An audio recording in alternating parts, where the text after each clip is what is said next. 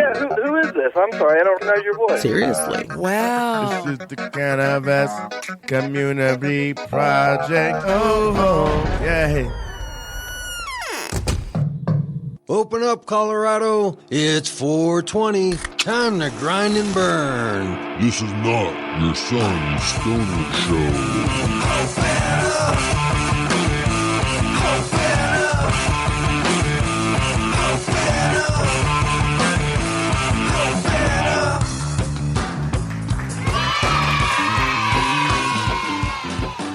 Welcome to the Cannabis Community Project from the Dang Studios at 3835 Elm Street in Denver, Colorado. It's the Grind and Burn Show.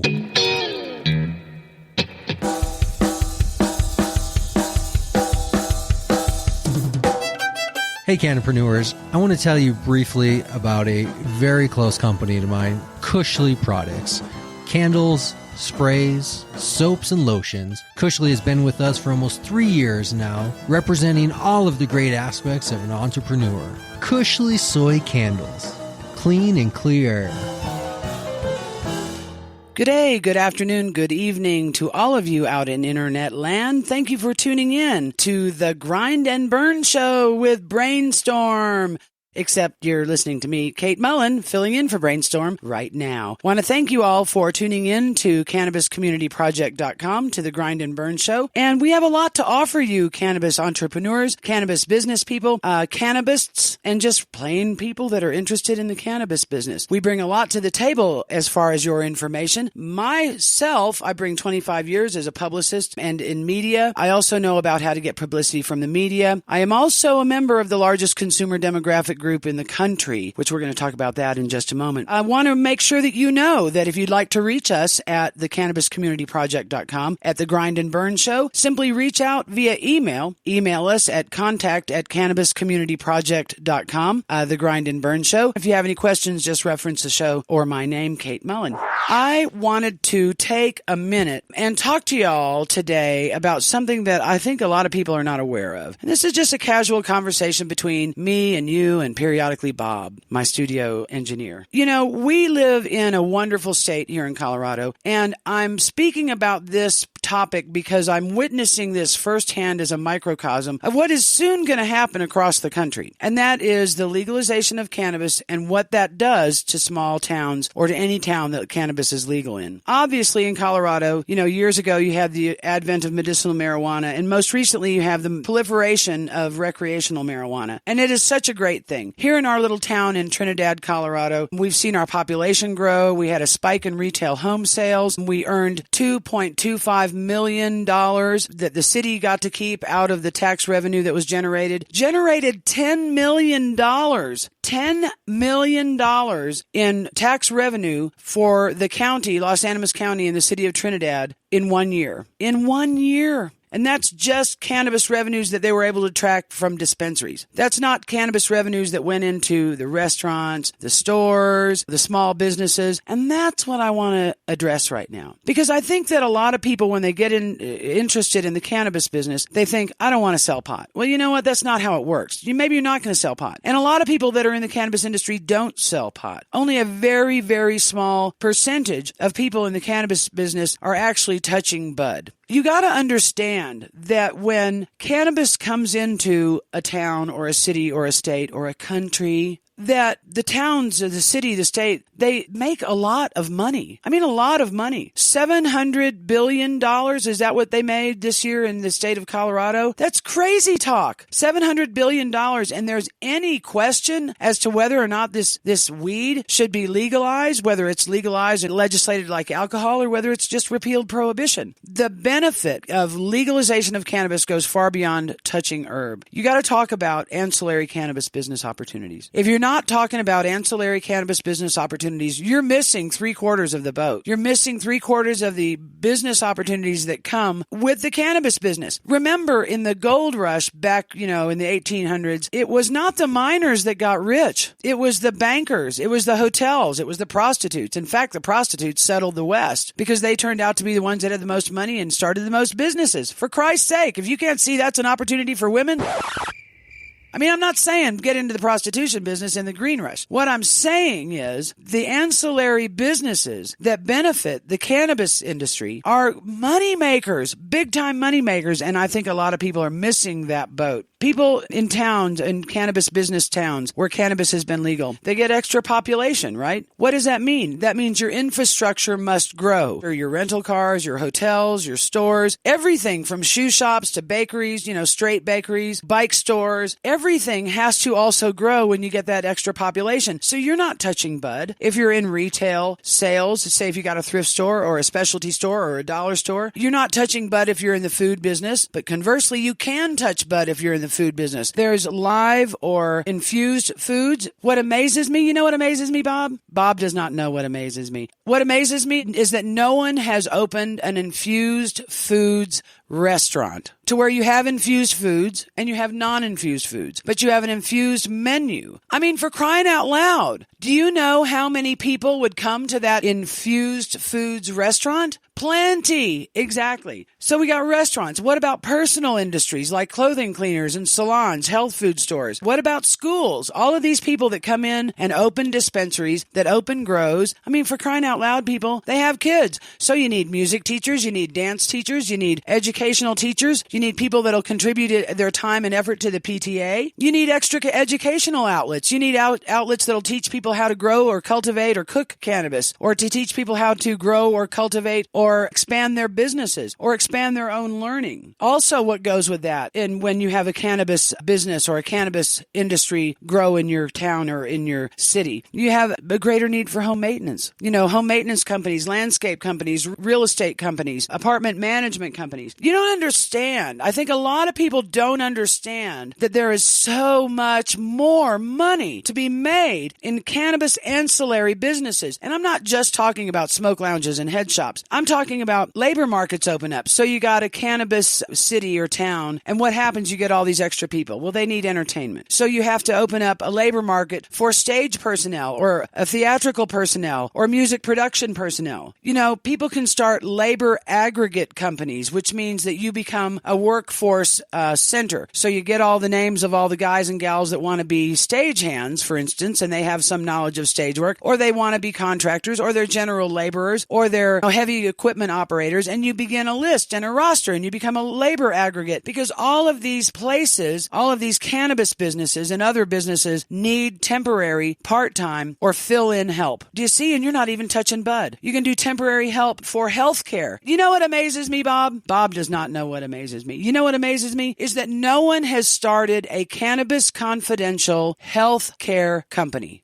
Someone that comes in and cares for people that are cannabis people. Like, say, for instance, we know people in New Mexico that one of the guys is a justice of the peace and his wife has MS. And they both use cannabis in order to him to deal with the pain and suffering that his wife has to deal with, and for her to have a better quality of life. There is no way these people are going to call in a housekeeper. No way these people are going to call in a private duty nurse or a private care companion or healthcare worker. Why has someone not started this? Talk about $1 million, and you just got to be sure that it's confidential, and you can do it anywhere, even especially in states where there is no legalization of cannabis, because it doesn't mean that there's not people smoking it medicinally. Then you also have temporary child care, temporary office help. What about entertainment? You got entertainment support, tourism and relocation. And you also got to understand that the consumer that you're dealing with is not who you think it is. I'm going to tell you who your biggest potential market for the cannabis industry is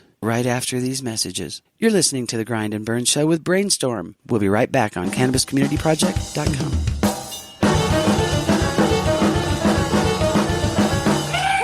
2017. Have you started your business yet? Have you thought about your cannabis idea? Don't hesitate until next year. Email me at brainstorm@cannabiscommunityproject.com. I'm Kate Mullen. Welcome back to the Grind and Burn Show featuring Brainstorm.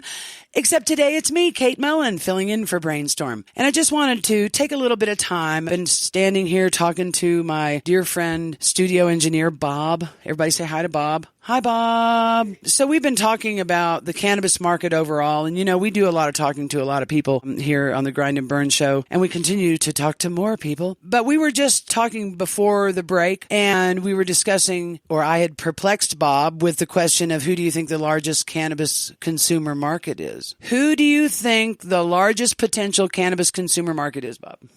Not designers, not creators.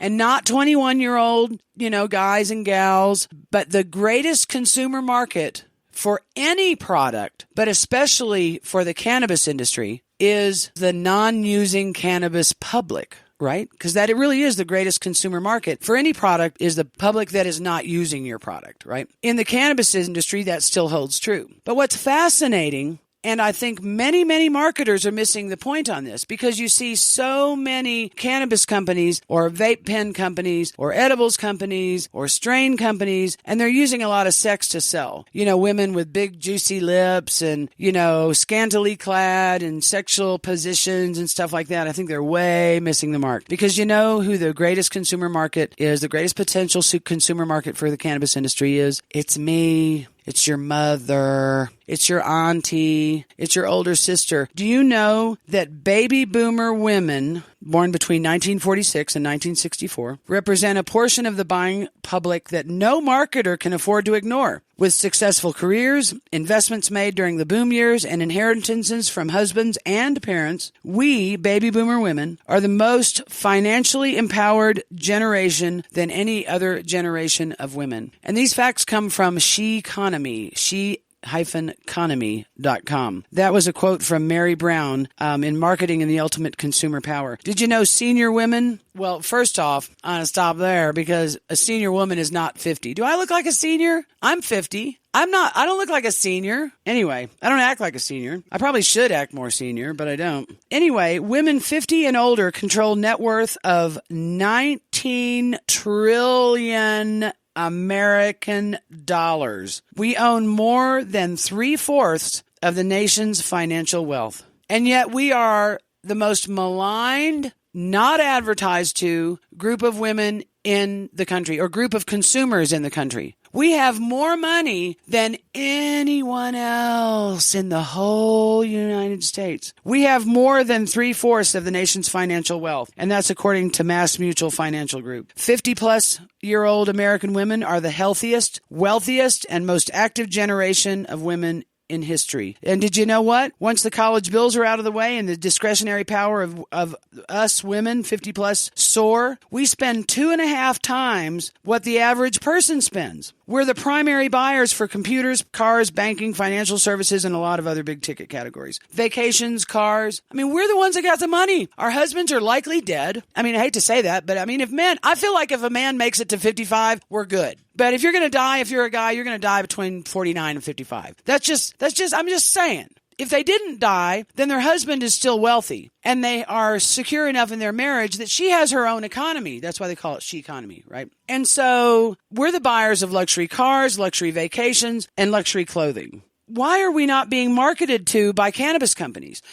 Why are we not the first person that the cannabis industry, we as the cannabis industry, go to buy our products? We're caring for children. We're caring for the elderly. We're caring for ourselves. We're caring for houses. We're caring for businesses. We're buying all this stuff. So we have more money, more leisure time, more technology than any other generation in history. We can not only stay in touch with family and friends, but can actually continue to pursue our careers while traveling. This is from babyboomermagazine.com. All of this information can be found on She-Economy.com, She-Economy.com. If you're not marketing to women that are 50 years old and plus, you are not selling your product. If you are not courting women 50 years old and up, between 50 and 70, with your cannabis products, you ain't selling squat, baby. Let me tell you something. We buy for our children. We buy for our parents. We buy for ourselves. We buy for our houses. We buy for our offices. Women start 2/3 of all new businesses in the cannabis industry. Women start 2/3 of all new businesses overall. But specifically in the cannabis industry, it is being taken over, and I'm proud to say, okay, that is kind of a bold statement. Women are infiltrating the cannabis industry,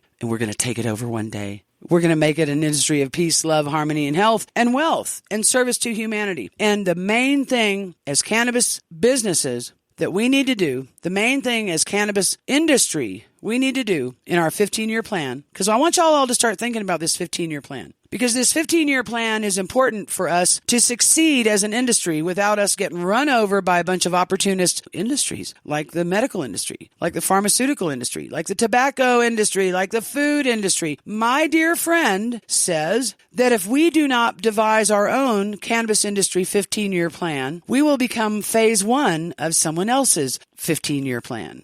And we don't want that. So who are you marketing to? What's your 15-year plan for your cannabis business? What's your 15-year plan for your life? For crying out loud, do you know what your 15-month plan is for your life? Do you know what your plan is for the next 15 minutes? Things change dramatically, and you need to be able to be flexible and flow with the change. One thing that's not going to change in the very near future is that the biggest potential market for any product is the non-using consumer market of that product. And right now, the biggest potential consumer market for cannabis is women 50 to 70 years old, and not one cannabis company is advertising to that market. I'm just saying, let's do something. Let's create something. You can contact us here at contact@cannabiscommunityproject.com. We're interested. Send us some emails. Create a dialogue with us. Let's do something wonderful. Let's all create something great in the cannabis industry. Start thinking about what your thoughts are on a 15-year plan for the cannabis industry. Where do you fit in? Where does your business fit in? Where does your market fit in? What is your market? What are you going to do? We've got a pot of gold waiting for us at the end of this rainbow, but we got to claim it. We got to own it. We got to make sure everybody else knows that we own it. And we're only going to do that if we band together. Cannabis business unity, everybody. Cannabis business unity. Let's all work together. Let's saturate the market with current, real information about cannabis, its benefits, and all the things that come from it. Start a dialogue with us. Tune in. CannabisCommunityProject.com. This is the Grind and Burn Show featuring Brainstorm. I'm Kate Mullen. We really appreciate you tuning in. Remember, you can find us anywhere on the internet. Thanks for listening to my rant. I feel so much better.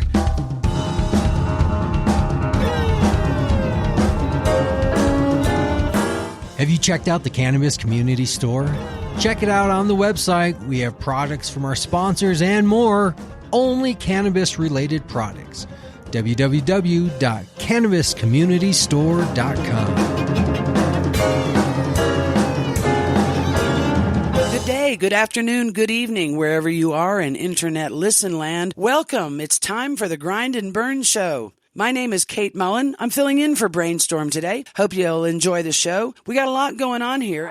Article 18, Section 16, Item 1 in the Colorado State Constitution. You know why it's important that you know this information? Because it is your Cannabis Bill of Rights. You didn't know you had one, did you? Well, you do. It's Article 18, Section 16, Section 1, Purpose and Findings of Personal Use and Regulation of Marijuana in Colorado. And so to briefly go through this, I want y'all all just to take a little refresher course in this. And then I'm going to get on to our guest this evening, who is Don Ballou, the CEO of NutraHemp Corporation. It's an amazing American hemp corporation that, what does he do? Among other things, dog treats. Hello? Of course. Why didn't you think of that, right? Well, Don already beat you to it. And he's also got a bunch of other pet-related products or dog-specific related products for us dog moms and dads. I know you're really going to like hearing from him.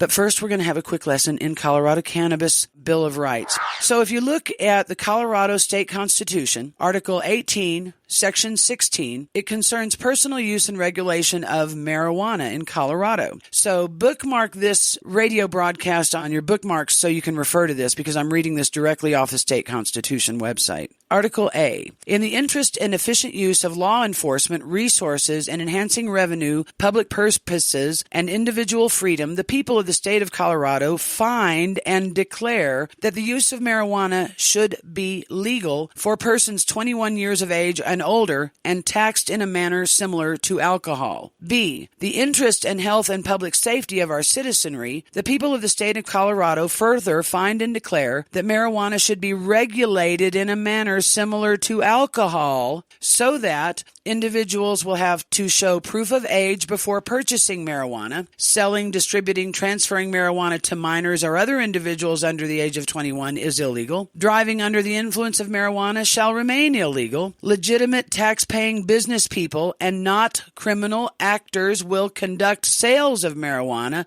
So if you're a criminal actor in the sales of marijuana, then you might have a real problem here in Colorado. Marijuana sold in this state will be labeled and subject to additional regulations to ensure that consumers are informed and protected. C. In the interest of enacting rational policies for the treatment of all variations of cannabis plant, that includes hemp, the people of Colorado further find and declare that industrial hemp should be regulated separately from strains of cannabis with a higher delta-9 tetrahydrocannabinol concentration. The people of the state of Colorado further find and declare that it is necessary to ensure consistency and fairness in the application of this section throughout the state, and that therefore the matters addressed by this section, except where specified herein, are matters of the state. Now we're going to move real quickly on to personal possession, because that's what it's about, right? So we're going to scoot down here to personal possession. Section 3, personal use of marijuana. Notwithstanding any other provision of the law, the following acts are not unlawful and shall not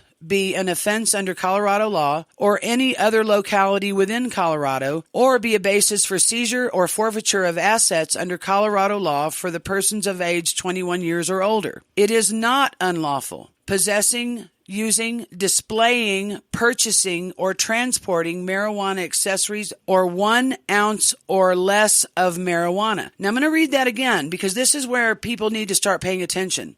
Possessing, using, displaying, purchasing, or transporting marijuana accessories or 1 ounce or less of marijuana is not unlawful, okay? So that means purchasing, displaying marijuana of 1 ounce or less is not unlawful. Possessing, growing, processing, transporting no more than 6 marijuana plants is not unlawful. This is another thing that's very important right now, everybody, because remember, the Colorado State House is discussing smoke lounge regulation and smoke lounge licensing. And I think this is a little silly because this is what it boils down to. Transfer of 1 ounce or less of marijuana without remuneration to a person who is 21 years of age or older is not unlawful. So that's why I'm reading this to you, because it's really important that you understand that gifting marijuana, as long as you are a 21-year-old adult to another 21-year-old adult, is not unlawful. And displaying that transaction of a gift of marijuana is also not unlawful. However, if you scroll down a little bit further, you'll find it says consumption of marijuana, provided that nothing in this section shall permit consumption that is conducted openly and publicly or in a manner that endangers others. So you can't consume it openly and publicly or endanger others, but you can display a gifted transaction in public.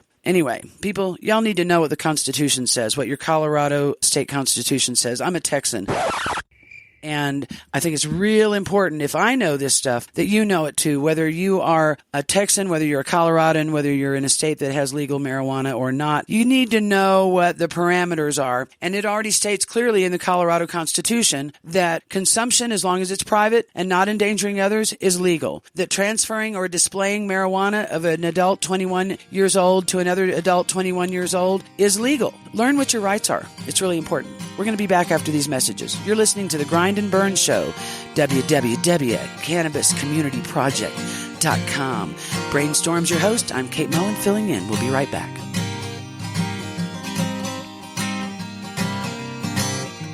How many moons has it been, darling?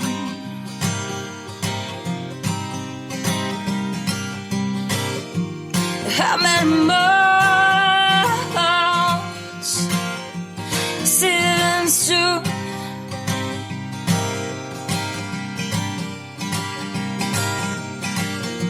And how many lonesome wanderers wandering around with you? Wandering and wondering like they do.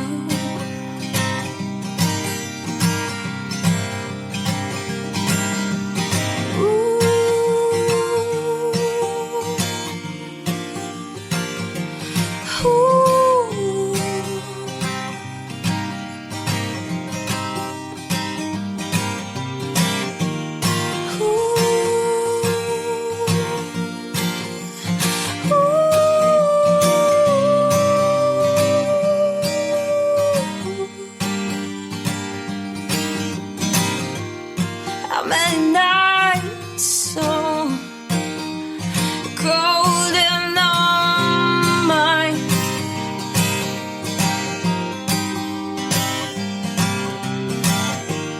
How much forgetfulness did you let yourself find?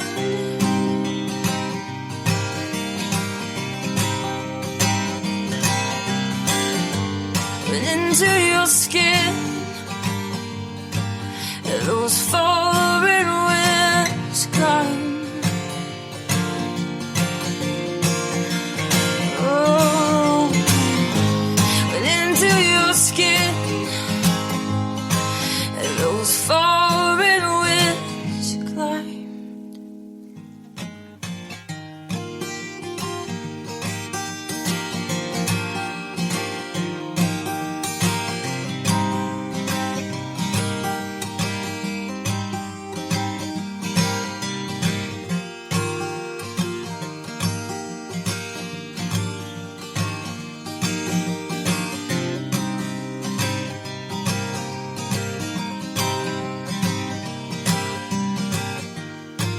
Hold it close and mind love, don't ever let it go. Oh, hold it close now and mind love, don't ever let it go.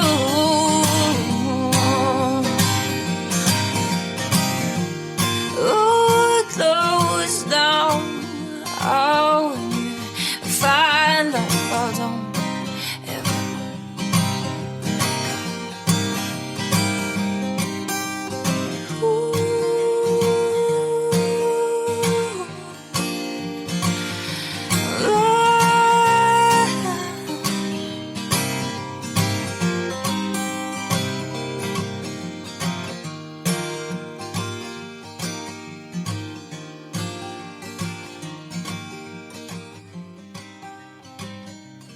You're listening to the Grind and Burn Show here on CannabisCommunityProject.com. We're very excited to be here with our guest, Don Ballou, the CEO of NutraHemp Corporation. And I want to say hello to my dear friend, Don Ballou. NutraHemp Corporation offers the highest grade CBD nutraceutical oil in varied formulations for consumers of healthful supplements. Their CBD essence comes from EU-certified industrial agriculturally grown hemp plants having a dominant CBD content grown sustainably on unspoiled tracts of beautiful land in Europe. The rest of proper CO2 extraction is a wholesome botanical extract, has everything that's naturally occurring in the original plant full-spectrum cannabinoids. Harnessed within are the synergistically inclined cannabinoids, terpenes, essential oils, and other phytonutrient compounds of the original hemp plant to nourish you just as nature intended. CBD hemp oil brands, Hemp Taffy, Hemp Pets, and the Hemp Chill Pill. I want to welcome Don Ballou, CEO of NutraHemp. Welcome, Don. Thank you, Kate. You always give such a glowing, generous introduction there, so I really appreciate that. It's my pleasure to talk with you this evening about my line of hemp healthy products for people and pets. Yeah, not only your line of hemp healthy products for people and pets, but we want to know about your journey. We want to know about Don. You know, this is an entrepreneur's show, and what you have to offer, no one else has to offer. So let's start at the beginning, if we may. What were you doing? What were you thinking when you got into the cannabis business? No, but seriously, I mean, what were you thinking?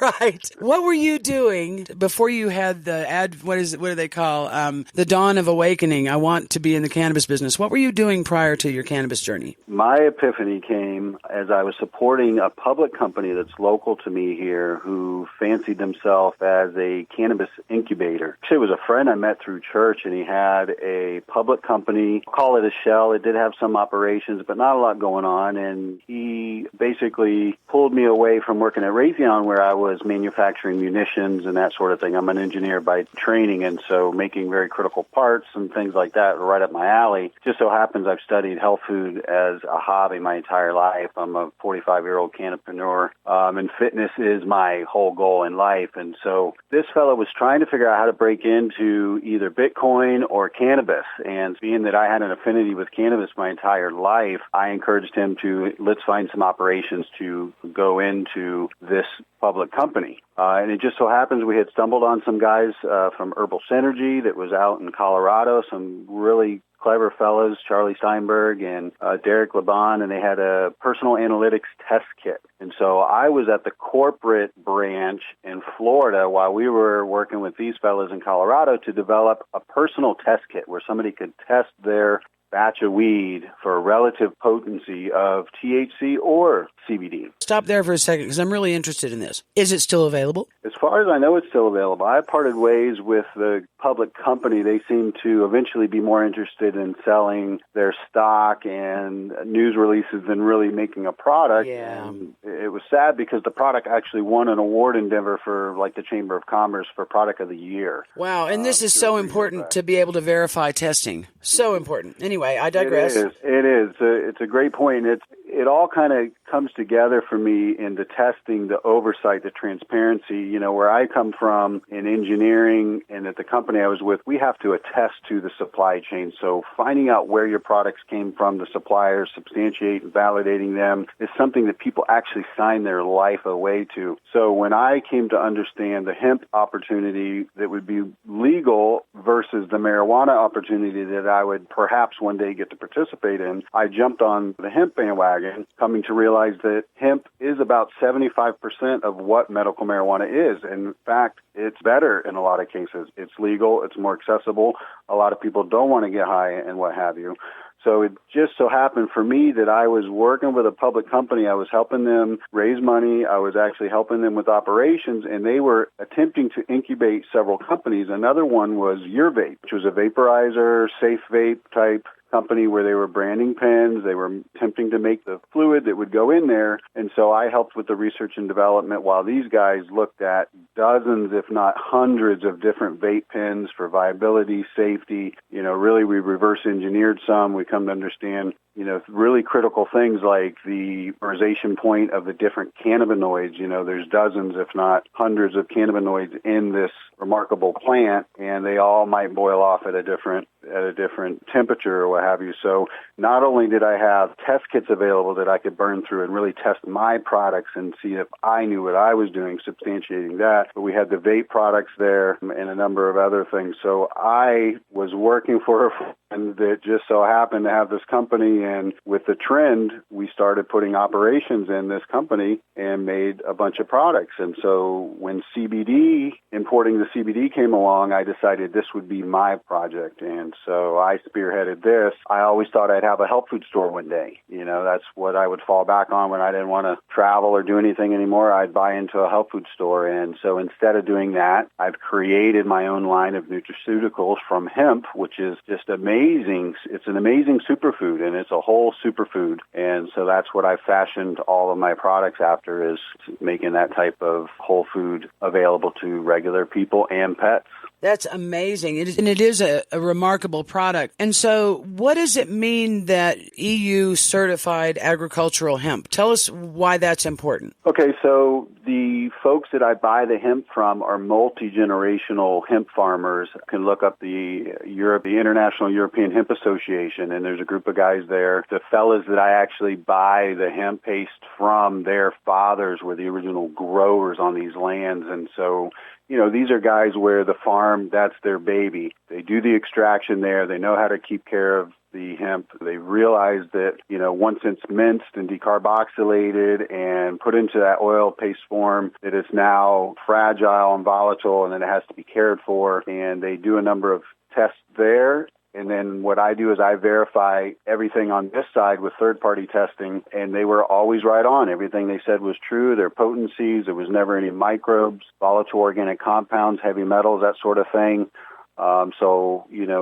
Because of my history and background, I really thoroughly, substantially proved that this was a good source and supply of hemp because, as we know, hemp will clean the ground. And if it's in dirty ground, then you're going to have that sort of elements in the hemp, and I won't stand for that. According to the Colorado State Constitution, cannabis as hemp is regulated separately and is approved to grow. I recently read that Texas says that they approve of agricultural hemp. Other states that have also approved of agricultural hemp. What do you think about the market or the business, or what do you think about the overall purity of American hemp? Now, I know that there are some that are high potency proprietary strains, and I know that there's some that are growing out in the wild, out in somebody's pasture, and they also get harvested. Can we speak about, is there a level of which the CBDs must be to be considered medicinal versus a level that they must be to be considered agricultural to building materials or cars or whatever you're going to buy?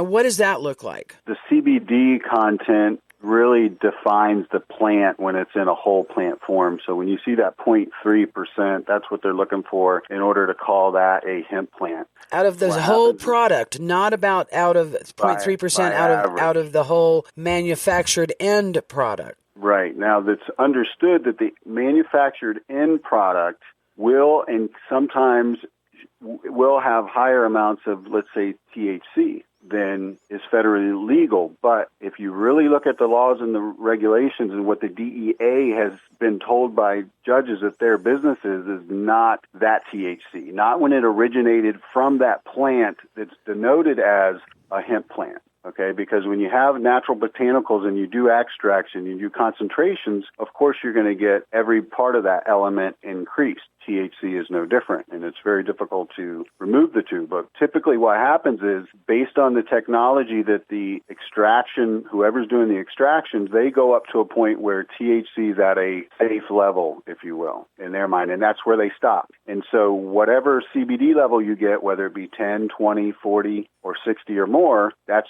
where they end up. And a lot of times they end up with the CBD content based on them trying not to exceed a certain threshold of THC. So a high-potency CBD is generally, I hate to say genetically modified because it sounds so bad, but a high-potency CBD hemp is created that way versus a low-potency CBD hemp that might be growing in the rolling hills of Kentucky wild? Well, I think it wouldn't matter which type of hemp. It would just end up being more or less tonnage. For instance, the CBD that I end up getting, there was probably a tremendous amount of tonnage that it took in order to get us the 10 or 20 or 40% of CBD by volume. Whereas if you have a special strain that's meant for CBD, then it wouldn't take as much. It's the same molecule whether you get it from the marijuana plant, the horticultural, the plant that grows in a greenhouse versus the industrial agricultural plant which grows without any intervention. And, I remember hippies telling us as a kid, there's a whole field of that weed that doesn't get you high. And so I remember hearing as a kid that people were well aware that there was a variety of the plant that don't bother, it doesn't get you high. Well, guess what? There's plenty of other good stuff in there that is very helpful. So let's talk about American hemp and American hemp products. There's a lot of hemp products coming out. I mean, you've obviously got a lot of CBDs. Wonderful thing you have are dog treats. I've heard about hemp or CBD hemp pastas, food products, hemp oil like an olive oil. There's a hemp clothing and that sort of thing. Do we as Americans currently, as American farmers, currently farm enough hemp to fill the needs should companies like yours and others choose to buy American hemp exclusively? Do you think we can take that? We don't, and it would take some time to catch up to that, and that's part of the problem here is that we're importing products that our farmers could be growing. So everything, as you know, is under, the guise of some government research situation because they are trying to limit the cultivation of cannabis in any form. So, Don, what year was it that you got involved in the cannabis industry? So we kind of have an idea of the political climate. Well, it's about 3 years ago. So 2014 is when I began looking at it, and I was supporting the public company with a number of things. One of them was a software company that I helped them run. And then when the seed to sale type tracking came along, I was very interested because software that I was selling was asset tracking software, and there was RFID component connected to it. And it seemed like that would be the future of keeping track of these plants. And so there was some technology that was already under our belts. And so it made it easy for us to start studying, how to get into the market. I mean, there was a number of good efforts with the test kits and the vape pens. And for me, I didn't want to battle any of the legalities. There's certain frustrations for me that I've learned to avoid. And, I have this notion we live in a free country. And so, the fact that this plant has to justify itself in order for people to have access to it just sickens me to the core. And so that's why I stuck with medicinal hemp. Hemp is, in my opinion, 75% of what medical marijuana does. It is the safe route for me to start doing business now and not be one of those guys that are at all these meetings fighting the legislators. Here in Florida, I know they're behind the times. We've voted for 71% to legalize marijuana for medicinal purposes, but now our legislators are writing laws that say something like you can't smoke it. You can't have any raw flower whatsoever. So they're completely clueless because eating cannabis, juicing cannabis raw, even before you decarboxylate it, is very healthy. It's very nutrient dense. This is just like kale. If you can imagine, kale is the most nutrient dense of all the leafy greens. Marijuana, cannabis, hemp is right behind it. And I believe that's why the propaganda that went in place to prohibit growing this stuff, because if you grow hemp, you use hemp, you're nourished. You don't need pharmaceuticals and healthcare and other things. Yeah, you put them out of business. I know a lot of the people that I've talked to that are in the cannabis business, they've left the high-tech sector or they left securities and exchange and to get into the cannabis business. And all of them, when I picture them in my mind, some of them even have been past guests on Grind and Burn while I've been filling in. And they've left these really stressful, bad karma jobs. I hate to say that about bad karma, but left these jobs that were so stressful and so monotonous and so difficult, and they got into the cannabis business with a sort of a flavor of what they did originally, and they found that they have downsized their lives, their health is better, they've lost weight, they're not on blood pressure medicines, that it's a real lifestyle change. It sounds like you were already pretty health conscious, as I understand a lot of people in Florida are. But did you find that when you got into the cannabis business as an entrepreneur, as a business person, that did your life get a little more relaxed and happy? Or did it get more difficult and stressful and where you want to rip your hair out? I'll tell you, my work life got much better, less stressful. And I was one of those guys get stuck in a cubicle once in a while. I've worked for some major corporations, ITT corporations. I did a stint at Johnson & Johnson with their Visticon manufacturing, Baxter Healthcare, a number of just ginormous companies. Raytheon was the most recent one where the clean room that I ran was audited by the Missile Defense Agency. And if you want to talk about stressful, and you got to explain yourself why you made some such decision. That's the kind of element that I thrive in, where I can prove myself to someone, substantiate things, show the evidence, and not be questioned or cooped. It's like if somebody comes to tell you the earth is flat, by all means, go look it up. don't argue with them when you yourself don't know. To me, what really upset me was realizing that in 2001 that the U.S. Department of Health and Human Services was issued a patent on cannabinoids. Okay, so here's one branch of my government that I have so much pride in, saying cannabinoids are amazing oxidative stress reducing elements, and that's what fixes things like Parkinson's and some really nasty stuff. And then I have another branch of the government called the DEA saying that this stuff has no use, don't touch it, it's good for nothing, it's just like heroin. Wow. Really, the heroin that they prescribe and all these pharmaceuticals that hemp can get you off of. People, when they get on hemp and stay on hemp, they don't reach for the opiates as much.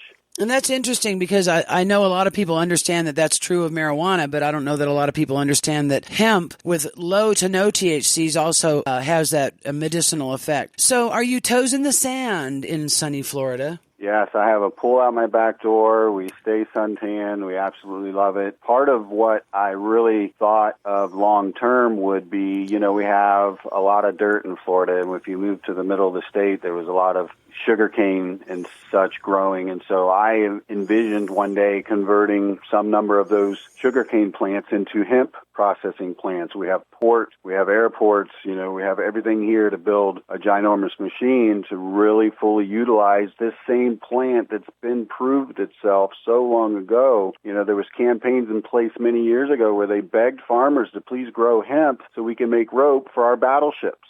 This plant has had to reprove itself with all this science and patents, and I think it's fascinating when we're ignoring the fact that we should be in a free country where any responsible adult should be able to use this stuff however they see fit. Let's talk about your journey for a minute. I hate to keep coming back. I mean, I don't hate to keep coming back to you. Obviously, you're the reason for the season. Yeah. But, it's interesting because, I think there's a lot of people that are stuck in the corporate grind. You're not the first one, actually, Don, that I've talked to today in a high-powered job and in a major city here in the United States. And I guess I want to ask you about a little bit more about your journey. I want to know, as an entrepreneur and a business person, what was your greatest satisfaction so far? Now, I know you're not done, but what was your greatest satisfaction so far in the cannabis industry? Yeah, that's going to be an easy one, and it's the testimonials from my clients where, you surprise the heck out of someone that this actually did work for them. It caused their ailment to subside or go away. Got my engineering degree in 93. I had a Florida food manager license soon after that, where I set up a frozen food factory. I've been licensed to do Florida life insurance, health annuities. I've been a mortgage broker, a mortgage planner, and a number of things. So for me, I always had the satisfaction of the end user at the end of the day. When I set out to make these products, making people better, despite the fact that they might have no education on nutrition whatsoever, to me, that was the most rewarding thing. And so, getting this testimonials where people were saying, please hurry, quick, can you overnight some more dog biscuits? I realize now every time we run out of these biscuits, the dog seizures begin again. So I know it's the biscuits that are fixing them. Please, can you send it? And I'll drop everything and I will absolutely send it. And those are the most rewarding. And, the first one and then the first 10 and the first few dozen, just, you can't believe it.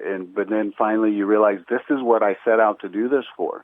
I believed these elements would be that nourishing, and come to find out there's actually an internal system in your body. It's one of your most primal systems that's actually dialed in to know exactly what to do with these elements in the cannabis plant. Well, service to humanity, I think, is a common thread among cannabis, certainly cannabis entrepreneurs. I mean, and obviously money is a goal too. But in truth, I think when people get into the cannabis business, they're doing it because, first off, it's a loving kind of social plant. But I think that it's true that there's a great satisfaction out of service to humanity and knowing that you're doing good, and especially doing good for someone's pet, who oftentimes is their only loved one if they're elderly or alone, or a loved family member that's helping a disadvantaged family member get through. So, yeah, I think that there's a common thread of service to humanity, and I think you're a good example of that. So, conversely, I want you to think about this for a minute, because I know in business, and certainly in the cannabis business, and I can attest to this myself, there's a lot of ups and downs, probably proportionately more downs than ups. But I want to not ask you what the worst thing that ever happened was, because I don't want to know that, and I don't think our listeners want to know either. But what do you think was the biggest lesson that you learned so far in the cannabis business as an entrepreneur?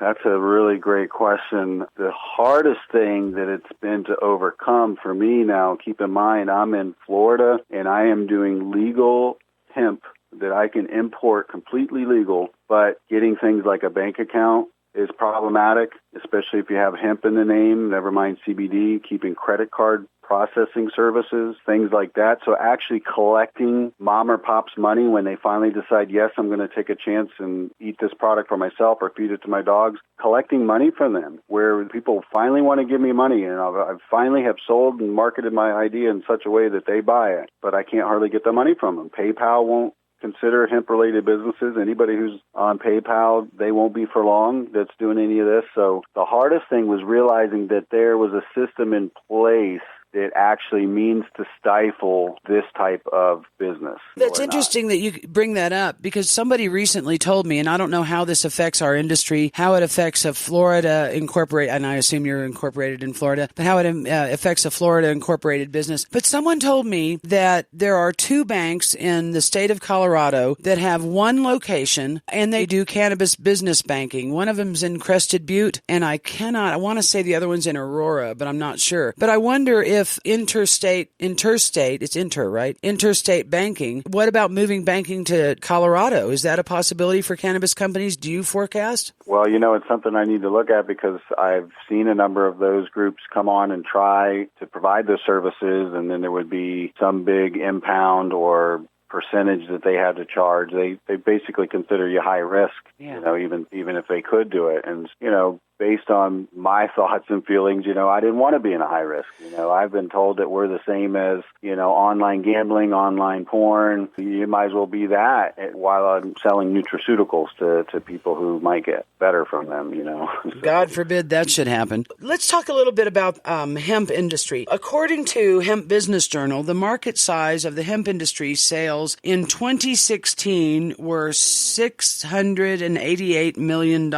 They also believe that the hemp, food, body care, and CBD products lead hemp retail market growing at a 5-year 22% aggregate. And they're talking about the products that are the 7 primary product categories are food, personal care, textiles, supplements, hemp-derived cannabidiol, CBDs, industrial applications such as car parts, paper and construction materials, and that sort of thing. 2016, $688 million. Care to take we got a pool going on. We got one of those, looks like a football pot. What do you think the hemp market potential is for sales for 2017? Well, I think it's easily $688 million. If that's what it was in 2016, I think it's going to be exponential growth. I mean, I can see, just me as one manufacturer, I have not just one flavor of taffy, chewy hemp candy. Now I have 3 and 4, and I don't have just 1 or 2 dogs products. I have 6 or 8. I've created brands like Hemp's Care that would be for the topicals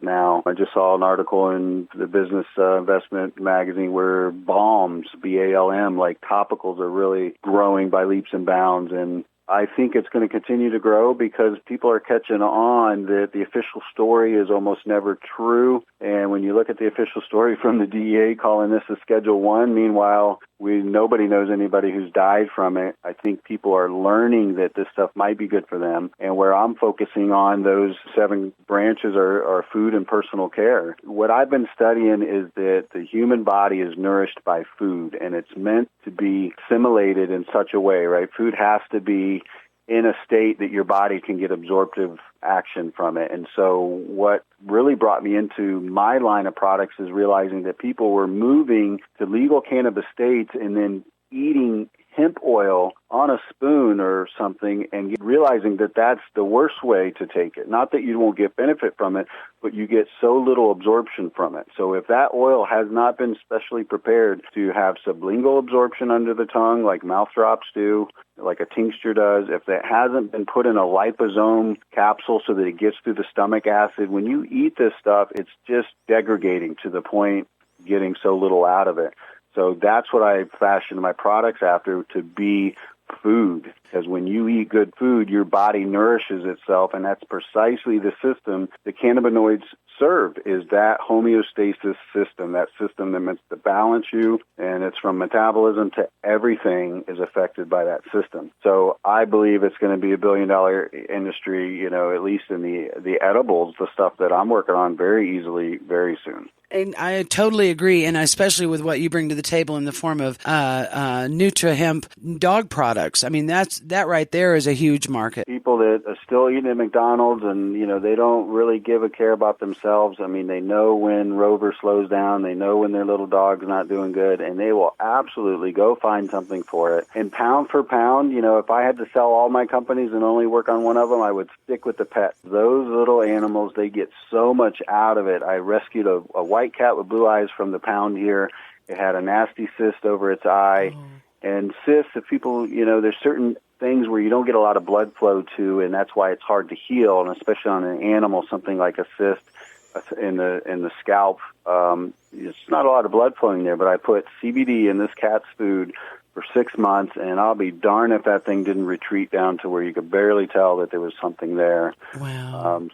And it's a demonstration for the owner. It is. It just works, and there's a reason they prohibited this stuff, okay? It's because it works. It's good for you. It's for not any other reason. And it's not real expensive. It doesn't have to be. You're right. I mean, we all do need to make a profit at the end of the day, and what I saw with the people that were selling the CBD oil, that there was a huge margin in it, and so that's why I decided that as a manufacturing engineer, is what my history is in, that I could make products and then learn to sell them some kind of way, because there's so much margin in that from what I saw in the beginning, that it didn't have to be. You didn't have to charge that much. You just got to buy in bulk, make a good formulation that works, and my products work at much lesser milligrams than other people's because they're properly formulated. Just because it says the milligrams are in the bottle doesn't mean you're going to get it in your body.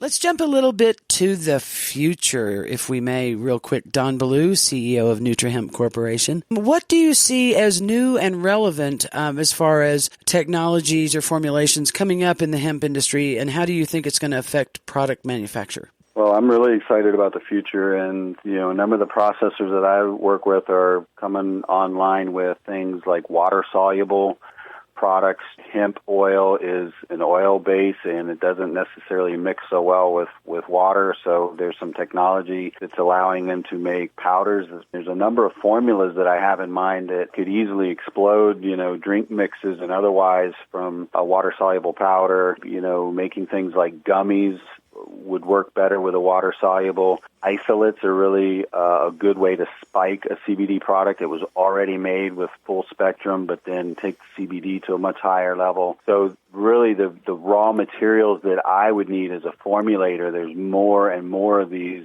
coming online, becoming more available so that I could test them and make products with them and then send them off to the third-party testers and see, does the CBD really stick? Is it bioavailable, in that product? So the future of, my type of products that I'm making from industrial legal hemp, I'm just excited about, because there's going to be, more and more products. I have a plan that I could bring on a new product every month for the next 24 months, based on these new products.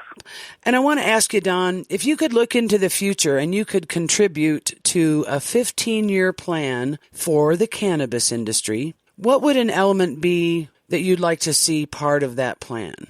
Well, what I'm doing to contribute is something that I call share and care, that you'll hear from things like multi-level marketing groups. And, this product can have profound health results. And sometimes, you need it to come from a friend to say, hey, you remember those migraines, those debilitating migraines I was having? They're gone. Hey, do you remember how I couldn't even get out of bed with my rheumatoid arthritis? Guess what? I played golf yesterday. So I believe in sharing and caring. And so besides quite a bit of charity I supply and give to new affiliates of mine, I actually created an affiliate resellers program, because everybody knows somebody that's got ailments or issues. And once they get sold on this product, then it's a lot easier for them to refer a friend or something like that. So I would believe replicating the hardest part of what I've had to do, which is create an e-store where you can actually have the products they convert into customers, and you can deliver. That's what I'm contributing, is an affiliate program where resellers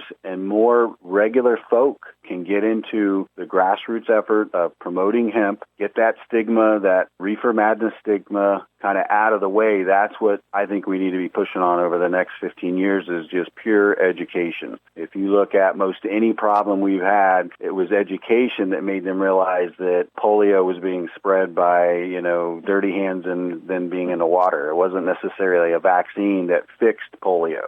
It was realization that, hey, we can't do it like this anymore. We're getting people sick. Using the technology to make it easier for grassroots type functions to take place. So for me, I'm doing all the small hippie shows, any of the local, yokel stuff. I'm going out there and making sure people understand that hemp is food. It will make them healthy if they eat it. And that it's not necessarily has to be medical marijuana or all this dosage and hocus pocus and all this kind of stuff. It's food. If you eat enough of it, it's like salad. Some people need to eat more salad than others.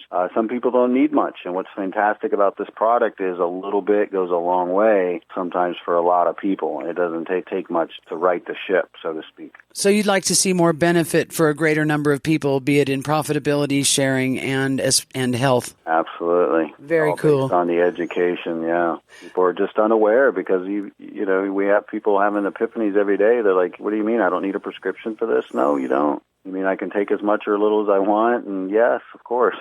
You can make it a lifestyle. Cannabis dog biscuits, cannabis foods, hemp clothing, hemp shoes. You can make it a lifestyle. And that's what the cannabis business is. It is actually a lifestyle. I want to thank you, Don Ballou, CEO of NutraHemp Corporation, maker of NutraHemp Little Dog Biscuits. Tell me again about the taffy that you're making and why it's relevant real quick. So the hemp taffy is fashioned after an already existing medicinal mint called Angel Mint, which is made at the Florida Candy Factory in Dunedin, Florida, in the same county where I'm at. And so I went to these guys already well aware of their mint and asked them, hey, would you consider letting me spike your mint with my hemp oil? And I convinced them to do that, and we made a fantastic product. And actually, the old-timer that created Angel Mint that was working with Walt Disney back in the 80s, he never thought he'd be able to improve upon his mint, and he told me that he was sticking around for one more project, and he believed hemp taffy was it, and he helped me get it started. He's since passed, a guy named Jerry Rim, fantastic gentleman, but he got me started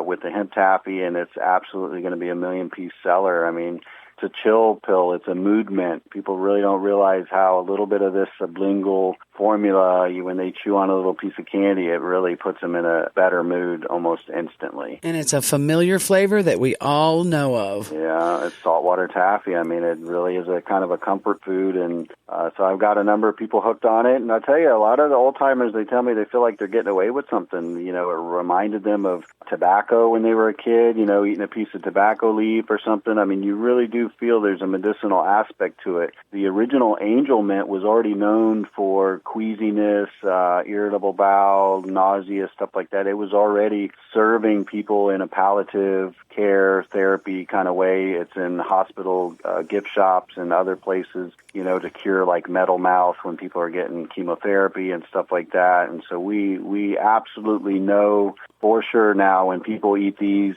chewy hemp candies, they are in better moods, and people that are going through chemotherapy or something like that, really invasive medicine, they need to feel better in between. And that's what these CBD oil products really can do and make a big impact on, is that branch of medical marijuana patients, if you will, who, may or may not even really want marijuana because of the psychotropic effect. They just need the benefit. Yeah. Don, you're amazing. You've done an amazing thing, and you continue to do amazing things. Don Ballou, NutraHemp Corporation CEO. Tell us how to get a hold of you. What's your email address or your 800 number to ask any questions or to get your products? Sure. The best way somebody can reach me is by leaving me a message on the 1-800-280-2347 or email sales@cbdessence.net. cbdessence.net.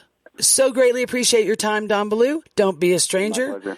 And we thank you for being here on the Grind and Burn Show with Brainstorm. except it's me today, Kate Mullen. Want to remind you that you can contact us here at CannabisCommunityProject.com by emailing contact@CannabisCommunityProject.com. My name is Kate Mullen. We thank you for listening to The Grind and Burn Show, and we look forward to seeing you or hearing you next week on CannabisCommunityProject.com.